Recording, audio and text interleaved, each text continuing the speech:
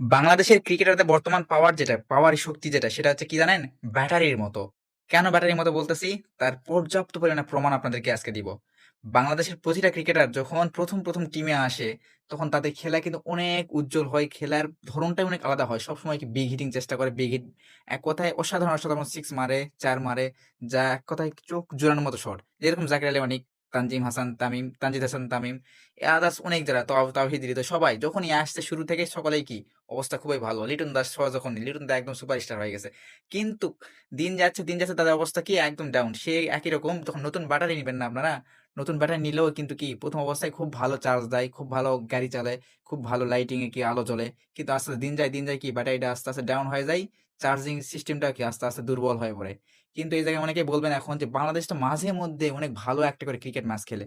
এই অবস্থা এরকমই, আমরা যখন ব্যাটারি দেখবেন না, ব্যাটারি যখন একটু ঘড়িতে লাগাইছি, ঘড়িতে লাগানোর পর ওই ঘড়ি মাঝে অফ হয়ে যায়। তখন আবার কি ব্যাটারিটা আমরা একটু ক্যামেরা-কুমড়ে বের করার পর আবার লাগাই দেই। ঠিক তখনই আবার কিন্তু ঘড়িটা কি সুন্দরভাবে চলতে শুরু করে। এরকম মাঝে মধ্যে বাংলাদেশের ক্রিকেটাররা যখন বাংলাদেশ দিতে যখন তারা ঝাঁঝরা হয়ে যায়, সেই সময় মাঝে মধ্যে একটা করে ইনিংস খেলে। এইটা হচ্ছে কি বাংলাদেশের বর্তমান ক্রিকেটারের পারফরম্যান্স। আয়ারল্যান্ডের মতো একটা দল, তাদের সঙ্গে ৩৯ রানে ম্যাচ হারা। এটা কি মানা যায় বলেন? জাস্ট কল্পনা করেন যে আয়ারল্যান্ড আর বাংলাদেশ কোথায় কে ২০-২৫ বছর থেকে খেলতেছে আর কে ১০-১৫ বছর থেকে কেবল শুরু করছে। তো এই অবস্থাটা একটু জাস্ট কল্পনা করেন যে আয়ারল্যান্ডের সঙ্গে ৩৯ রানে হারলো। তার অবস্থা কি ২৫ রানের মধ্যে ৫ টা উইকেট অলরেডি প্রথম অবস্থায় নাই। তো এই হচ্ছে বাংলাদেশের বর্তমান ক্রিকেটিং অবস্থা।